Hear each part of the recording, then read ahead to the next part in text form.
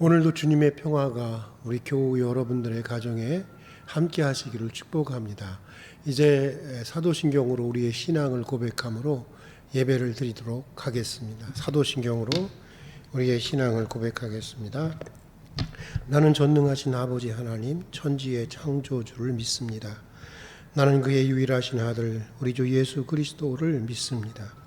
그는 성령으로 잉태되어 동정녀 마리아에게서 나시고 본디오 빌라도에게 고난을 받아 십자가에 못 박혀 죽으시고 장사된 지 사흘 만에 죽은 자 가운데서 다시 살아나셨으며 하늘에 오르시어 전능하신 아버지 하나님 우편에 앉아 계시다가 거기로부터 살아있는 자와 죽은 자를 심판하러 오십니다. 나는 성령을 믿으며 거룩한 공교회와 성도의 교제와 죄를 용서받는 것과 몸의 부활과 영생을 믿습니다. 아멘. 287장 예수 앞에 나오면 같이 부르시겠습니다. 예수 앞에 나오면 죄사함 받으며 주의 품에 안기요 편히 쉬리라. 우리 주만 믿으면 모두 구원 얻으며 영생 복락 멸류관 확실히 받겠네.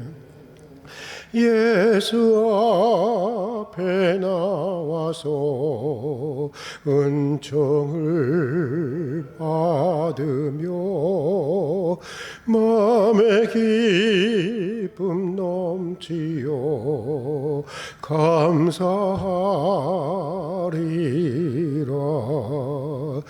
우리 주만 믿으면 모두 구원 얻으며 영생 복락 멸류관 확실히 받겠네. 예수 앞에 설 때에 흰옷을 입으며 밝고 빛난 내 집에 길이 살리라. 우리 주만 믿으면 모두 구원 얻으며 영생 복락 멸류관 확실히 받겠네. 아멘. 오늘 우리가 함께 읽고 묵상할 말씀은 시편 119편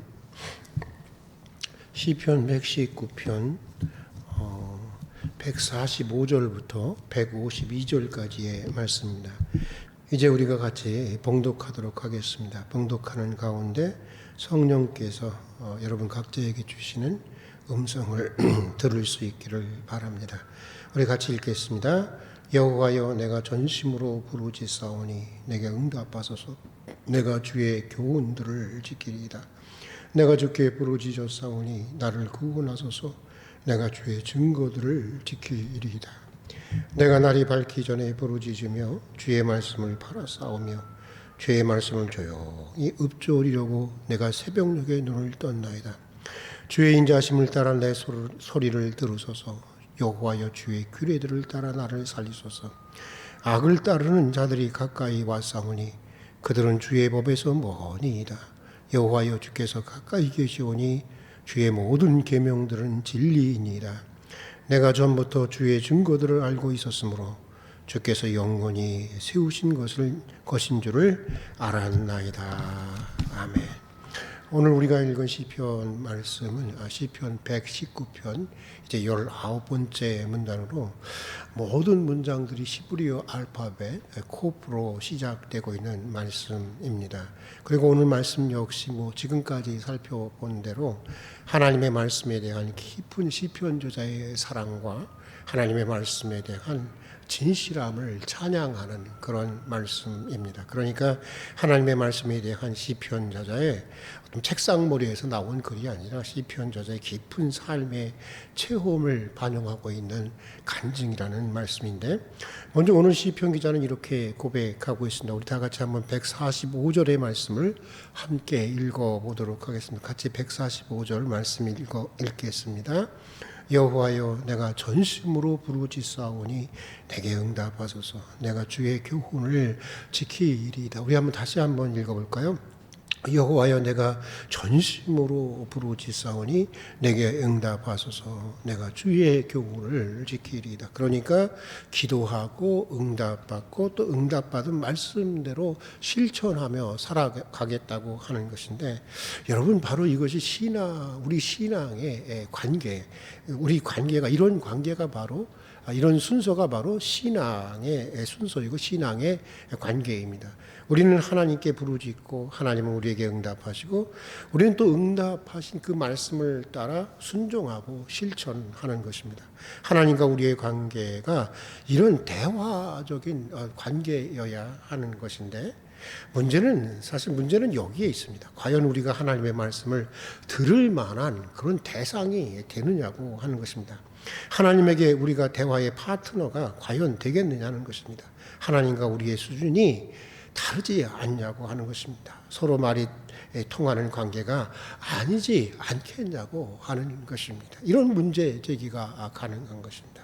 매우 중요한 질문인데, 20세기 최고의 신학자라고 했던 이 칼 바르트가 말했던 것처럼 하나님은 사실 하늘에 있고 하늘에서 살고 사람은 땅에서 살아가는 존재입니다. 독일어로는 이렇게 얘기합니다. Gott ist im Himmel, aber du in Erde. 이렇게 아주 유명한 말입니다. 그러니까 하나님과 사람은 사실상 대화의 대상이 전혀 될 수가 없다고 하는 것입니다. 하나님은 사람보다 더 나은 분이 아니라,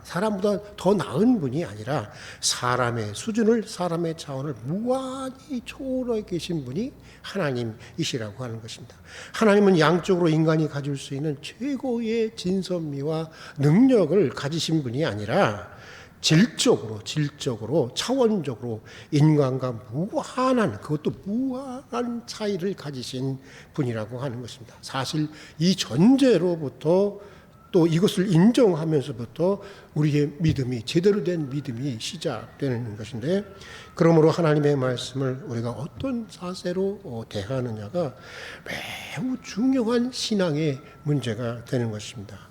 어떤 의미에서 우리의 기도는 우리의 소원을 아뢰고 또 그에 대해서 하나님에게 응답받는 것이기도 하지만, 근본적으로는 근본적으로 기도라고 하는 것은 우리가 하나님의 뜻을 움직이는 것이기보다는, 물론 때로는 움직이기도 합니다. 움직이기보다는 우리 자신의 뜻이 하나님의 기대대로 움직이도록 우리 자신을 하나님의 뜻에게로 향하는 데 있는 것, 그것이 바로 기도인 것입니다. 이런 비유가 어떨는지 모르겠는데요. 혹시 여러분 나룻배를 한번 저어보신 적이 있습니까? 저어보신 적이 혹시 있습니까? 저는 어렸을 때 저수지에서 배를 타고 놀고는 했는데, 나룻배를 타고 노를 가다가 육지에 다가가게 되면, 지금도 마찬가지일 거예요. 가까이 다가가게 되면은 육지에서 이렇게 사람들이 밧줄을 던져두든지, 아니면 배 안에 있는 사람이 이렇게 육지에 있는 사람에게 던져주든지, 어쨌든 그 밧줄을 이렇게 던져서 육지에 있는 말뚝에 이렇게 묶게 되어 있습니다. 그리고 그 다음에 그 밧줄을 잡아당기면서 서서히 이제 배가 육지로 가까이 다가가게 되는데, 이럴 때 착시 현상 같은 게 일어납니다. 이럴 때면은 마치 육지가 배 쪽으로 다가오는 것처럼 이렇게 느껴지는 착시 현상이 일어납니다. 그러나 사실은 그게 아닙니다. 육지가 배 쪽으로 오는 것이 아니라 육지는 그냥 육지죠. 그냥 가만히 있는 거예요. 가만히 있는 것이고 오히려 배가 육지 쪽으로 이렇게 가게 되는 것입니다. 육지는 항상 영원히 거기에 있는 것입니다. 근본적으로 하나님과 우리의 관계도 이런 것입니다. 우리가 하나님께 기도하고 우리의 소원을 아뢰입니다.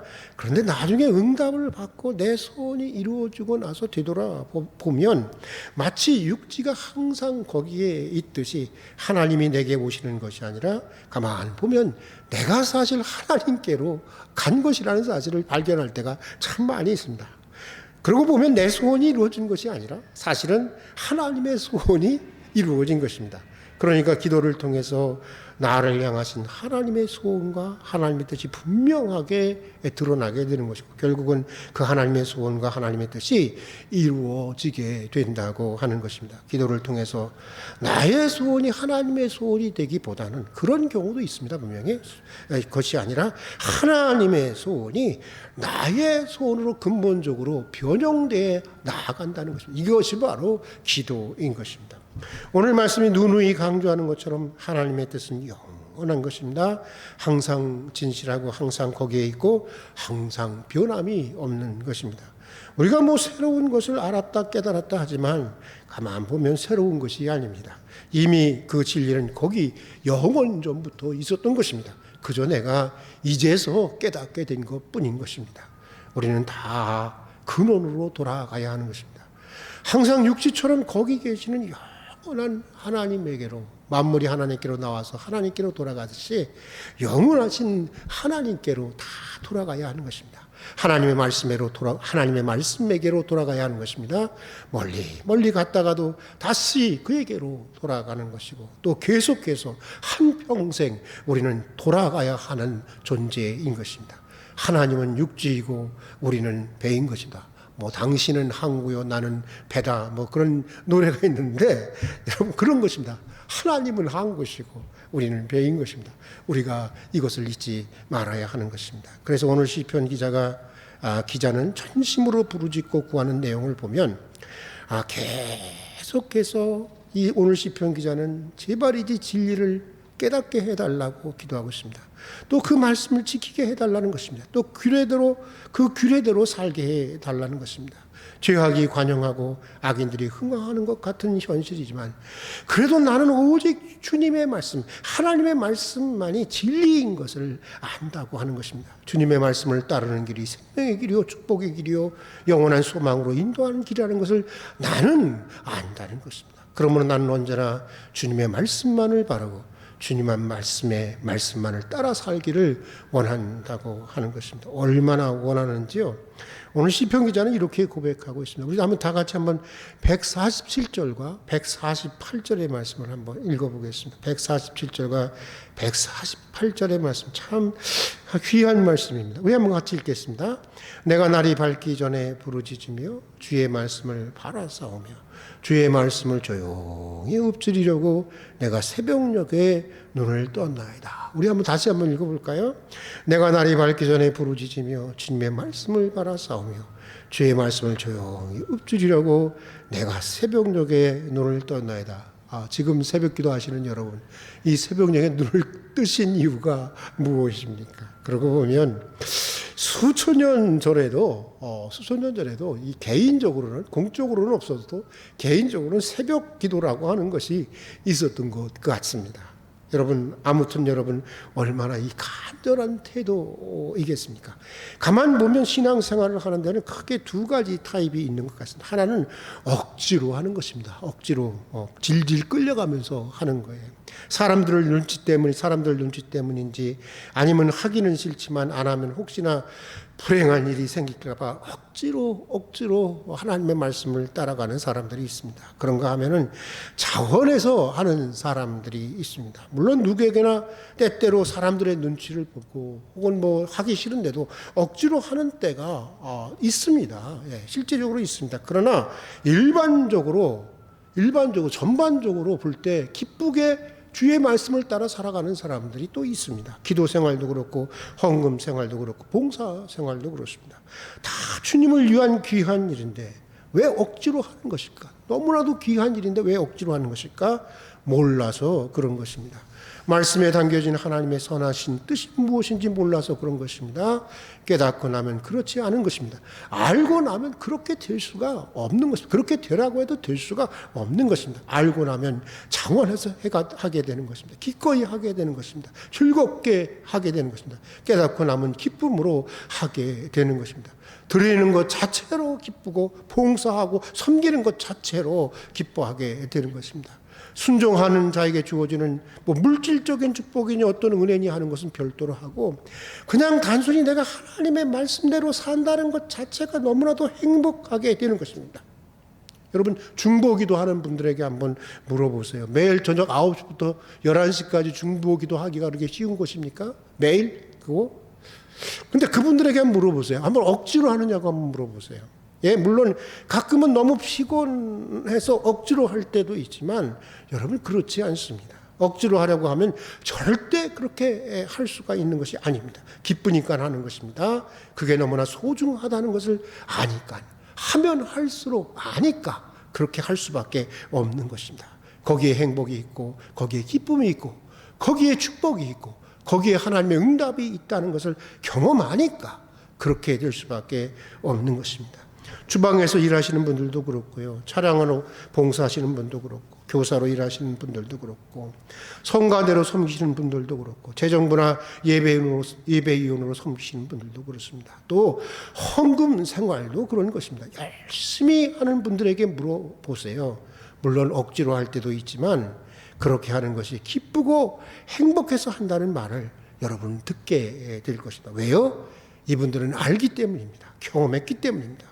말씀대로 살아가는 것에 행복이 있고 축복이 있고 기쁨이 있고 보람이 있고 의미가 있다는 것을 알고 또 그렇게 함으로써 하나님과 더 깊은 사랑의 교제 가운데로 나아가게 된다는 것을 체험했기 때문인 것입니다.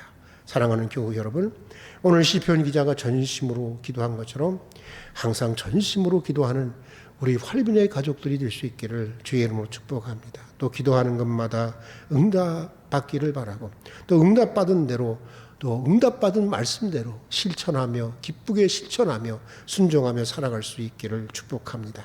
기도하는 가운데 하나님의 뜻을 깨닫고 늘 기쁨과 자원하는 마음으로 기꺼이 하나님의 뜻을 실천하는 우리 활빈의 가족들이 될 수 있기를 바랍니다. 교회 창립 50주년 신년을 맞이해서 우리 활빈교회가 이런 믿음의 순서, 믿음의 관계가 회복되는 새해가 될 수 있기를 축복하며 오늘 여기까지 하도록 하겠습니다. 같이 기도하겠습니다.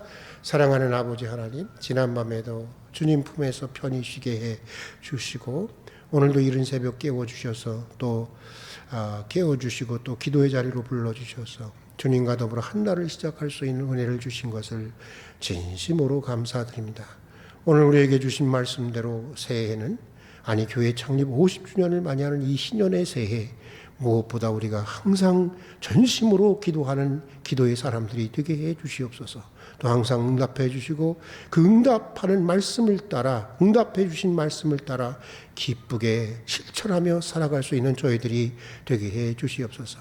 하나님의 뜻을 깨닫고 그 말씀을 따라 사는 거기에 행복이 있고 축복이 있고 영원한 소망이 있음을 더욱 깊이 체험하고 경험하고 깨닫게 해 주시옵소서. 오늘 한날의 삶도 주님께 맡겨드립니다. 우리는 아기와 같습니다. 아기 같은 저희의 발걸음을 한 걸음씩 인도해 주시고 저에게 주어진 모든 시간과 일상의 자리에서 주님과 함께하는 거룩한 한날이 되게 해 주시옵소서. 예수님 이름으로 기도드립니다. 아멘. 주님 가르치신 기도로 예배를 마치도록 하겠습니다. 하늘에 계신 우리 아버지, 아버지의 이름을 거룩하게 하시며 아버지의 나라가 오게 하시며 아버지의 뜻이 하늘에서와 같이 땅에서도 이루어지게 하소서. 오늘 우리에게 일용할 양식을 주시고 우리가 우리에게 잘못한 사람을 용서하여 준 것 같이 우리 죄를 용서하여 주시고 우리를 시험에 빠지지 않게 하시고 악에서 구하소서. 나라와 권능과 영광이 영원히 아버지의 것입니다. 아멘. 새벽 예배는 끝났지만 여러분 계속해서 한 10분이고 20분이고 30분이고 여러분들 기도하는 꼭 시간을 가질 수 있기를 바랍니다.